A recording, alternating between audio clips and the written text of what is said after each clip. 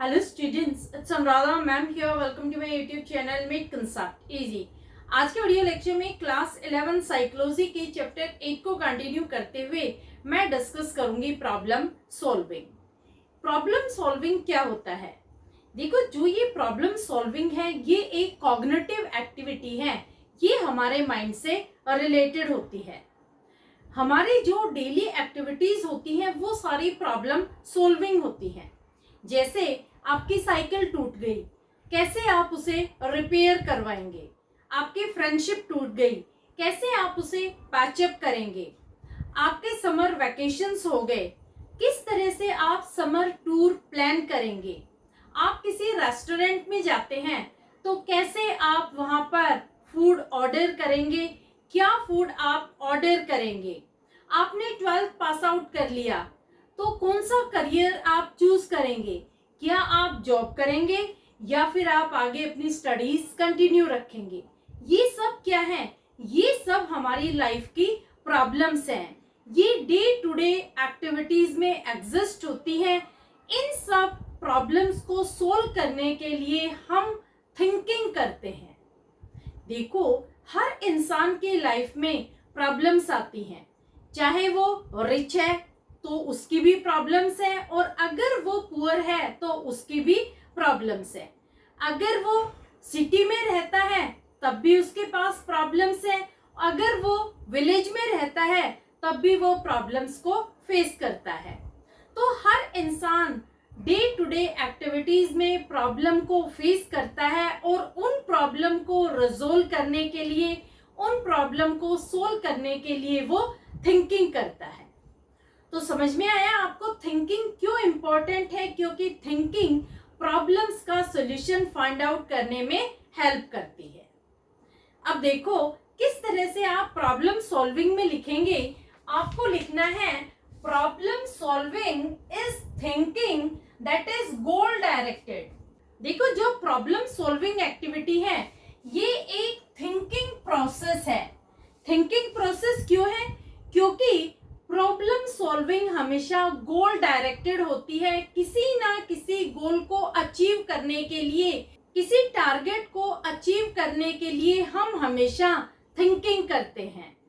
जब हम टारगेट को अचीव कर लेते हैं तो वहां पर हमारी प्रॉब्लम रिजोल्व हो जाती है, हमें एक प्रॉपर सॉल्यूशन फाइंड आउट हो जाता है। लेकिन सॉल्यूशन आपको कैसे मिलेगा? सॉल्यूशन आपको मिलेगा थिंकिंग प्रोसेस से। जितनी स्ट्रोंग आपकी थिंकिंग होगी उतना ही स्ट्रोंग आपका सॉल्यूशन होगा। कई बार क्या होता है कि जो प्रॉब्लम्स होती हैं वो ज्यादा हिंड्रेंस क्रिएट नहीं करती, ऑब्स्टेकल्स क्रिएट नहीं करती, वो प्रॉब्लम्स फेमिलियर होती हैं। जैसे देखो, आपका फ्रेंड आपके घर आया है, उसके लिए आपको स्नैक्स प्रिपेयर करना है, तो ये जो प्रॉब्लम है ये रूटीन इन नेचर है। इसको रिजोल्व करने में आपको ज्यादा टाइम नहीं लगेगा।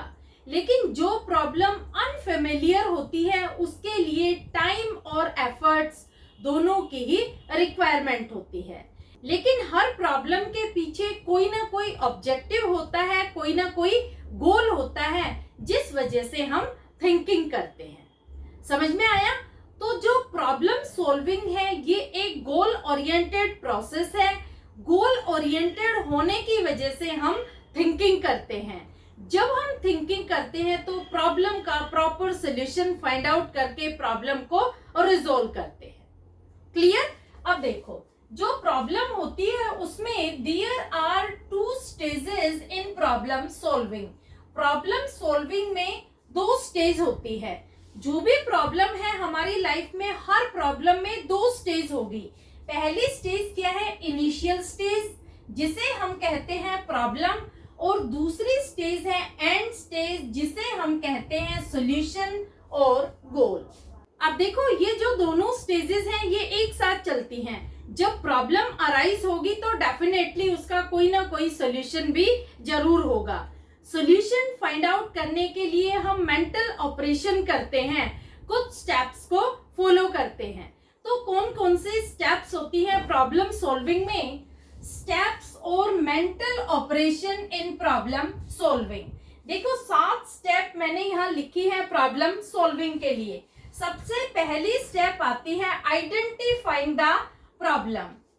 For example organising a play.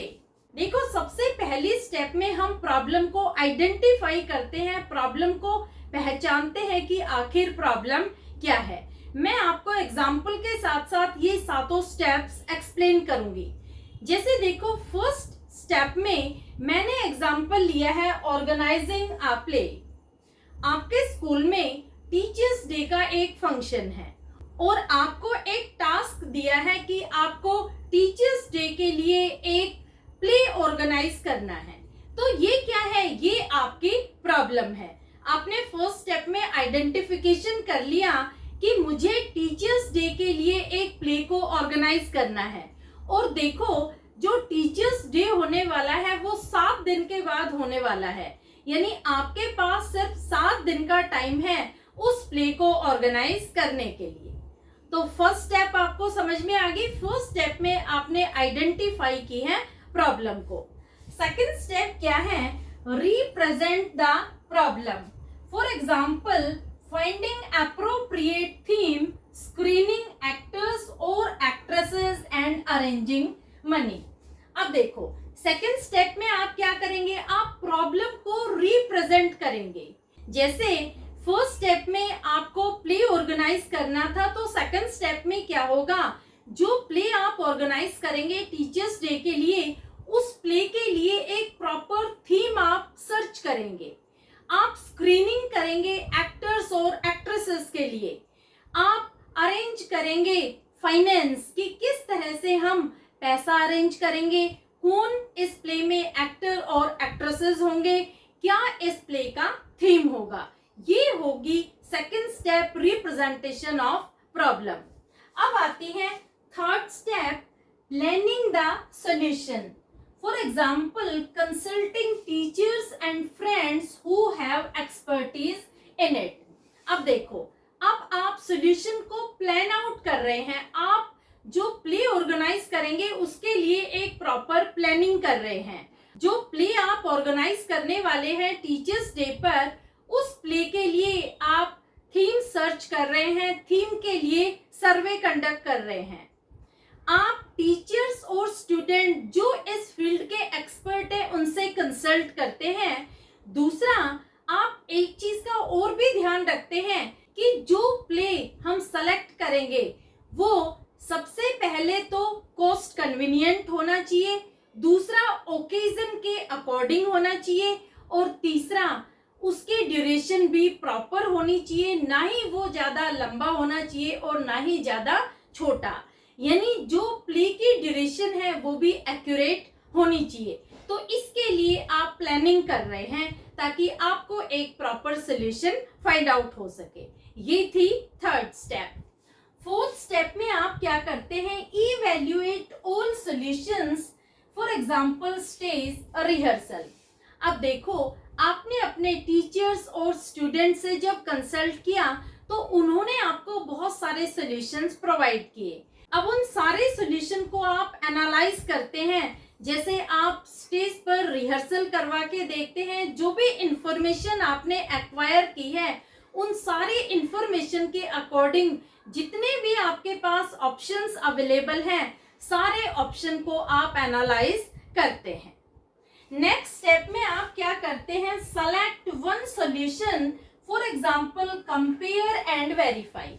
अब देखो जितने भी आपके पास ऑल्टरनेट्स अवेलेबल थे उन सारे ऑल्टरनेट को आप एक दूसरे से कंपेयर और वेरीफाई करके देखते हैं। जो आपको एप्रोप्रिएट सॉल्यूशन लगता है उसे आप सेलेक्ट करते हैं। यानी जितने भी आपके पास ऑप्शंस अवेलेबल हैं उन सारे ऑप्शन में से एक बेस्ट ऑप्शन को आप सेलेक्ट करते हैं। ये है इसकी फिफ्थ स्टेप। नेक्स्ट स्टेप में आप क्या करते हैं, evaluate the outcome if play is appreciated. देखो अब आप अपनी जो प्लान थी, जो आपका प्ले था उसे एग्जीक्यूट करते हैं टीचर्स डे पर, और अगर आपका प्ले अप्रिशिएट किया जाता है तो आप इन सारी चीजों को, सारी स्टेप्स को कंसिडर करते हैं फ्यूचर रेफरेंस के लिए कि फ्यूचर में जब भी हम प्ले ऑर्गेनाइज करेंगे तो ये सारे स्टेप्स तो हम फॉलो करेंगे। तो यहाँ पर आप इवेल्युएट कर रहे हैं आउटकम को। आउटकम का मतलब होता है रिजल्ट। क्लियर? और लास्ट स्टेप आती है rethink and redefine the problem. अब देखो, जब ओकेजन खत्म हो जाता है तो आप क्या करते हैं, आप रीथिंक करते हैं उस प्रॉब्लम के लिए। यानी जो प्ले आपने ऑर्गेनाइज किया था उस प्ले को और भी बेटर बनाने के लिए आप और ज्यादा एफर्ट्स करते हैं, और ज्यादा रीथिंकिंग करते हैं कि फ्यूचर में इस प्ले को और अच्छे से कैसे प्रेजेंट किया जाए, कैसे एग्जीक्यूट किया जाए। इसके लिए आप प्रॉब्लम को रीडिफाइन करते हैं और रीथिंक करते हैं। तो ये थी इसकी 7 स्टेप। तो जब भी आपके सामने किसी तरह की कोई भी प्रॉब्लम आती है तो उसका एक प्रॉपर सॉल्यूशन फाइंड आउट करने के लिए हम 7 स्टेप्स फॉलो करते हैं। ये 7 स्टेप्स आती है मेंटल ऑपरेशन। क्लियर? तो कौन कौन से स्टेप है एक बार दोबारा से रिवाइज करवा देती हूँ। पहली स्टेप में आप आइडेंटिफाई करते हैं प्रॉब्लम को, सेकंड स्टेप में रिप्रेजेंट करते हैं प्रॉब्लम को, थर्ड स्टेप में प्लानिंग करते हैं सॉल्यूशन के लिए, फोर्थ स्टेप में इवेल्युएट करते हैं सारे सॉल्यूशंस को, फिफ्थ स्टेप में आप एक सॉल्यूशन सेलेक्ट करते हैं, सिक्स्थ स्टेप में इवेल्युएट करते हैं आउटकम को, और लास्ट स्टेप में आप रीथिंक और रीडिफाइन करते हैं प्रॉब्लम को। क्लियर? ये बहुत इंपॉर्टेंट स्टेप्स हैं, आपके एग्जाम में 3 और 4 मार्कर में पूछी जाती हैं। तो होपफुली सारे स्टेप्स आपको अच्छे से क्लियर हो गई होंगी। अब मैं आपको ऑब्स्टेकल्स बता रही हूं जो प्रॉब्लम सॉल्विंग में अराइज होती हैं। ऑब्स्टेकल्स इन प्रॉब्लम सॉल्विंग में मेन 2 ऑब्स्टेकल हैं, एक है मेंटल सेट और दूसरा है लैक ऑफ मोटिवेशन। देखो, जब भी हमारे सामने कोई भी प्रॉब्लम आती है तो कई बार क्या होता है कि हम प्रॉब्लम को सॉल्व तो करना चाहते हैं, लेकिन कुछ ऐसी हिंड्रेंस आ जाती है, कुछ ऐसी ऑब्स्टेकल्स आ जाती हैं जिस वजह से वो प्रॉब्लम सॉर्ट आउट नहीं हो पाती। तो सबसे पहली आती है मेंटल सेट। मेंटल सेट क्या होता है? Tendency of a person to solve problem by following already tried steps. देखो, मेंटल सेट का मतलब क्या हुआ कि पर्सन की ये टेंडेंसी होती है कि जब भी वो प्रॉब्लम सोल्व करता है तो प्रॉब्लम को सोल्व करने के लिए वो वही पुराने स्टेप्स, वही पुराने मेथड्स यूज करता है। इसका रिजल्ट क्या होता है कि उसके प्रॉब्लम सॉल्विंग बिहेवियर में एक रिजिडिटी आ जाती है, फर्मनेस आ जाती है, उसके अंदर कोई यूनिकनेस नहीं आती, कोई नोवेल्टी नहीं आती, क्योंकि पुराने मेथड से ही वो सारी प्रॉब्लम को सोल्व करने की कोशिश करता है। इसे हम कहते हैं मेंटल सेट। यानी वो अपने माइंड में ऐसे सॉल्यूशन फिक्स कर लेता है जो बार बार उन सॉल्यूशन को रिपीट करता है, सेम मैनर में ही वो रिस्पोंड करता है। अपने रिस्पॉन्स में वो किसी तरह की कोई क्रिएटिविटी और नोवेल्टी नहीं दिखाता। वही पुरानी स्टेप, वही पुराने प्रोसीजर और वही पुराने मेथड्स वो यूज करता है प्रॉब्लम को सोल्व करने के लिए। तो जब इस तरह का मेंटल सेट पर्सन का हो जाता है तो इसका रिजल्ट क्या होता है कि अगर करंट प्रॉब्लम प्रीवियस प्रॉब्लम से सिमिलर है तब तो क्या होगा कि उसकी प्रॉब्लम सॉल्विंग स्किल एनहेंस होगी, उसकी प्रॉब्लम सॉल्विंग स्किल की स्पीड भी बढ़ जाएगी और उसकी क्वालिटी भी बढ़ जाएगी।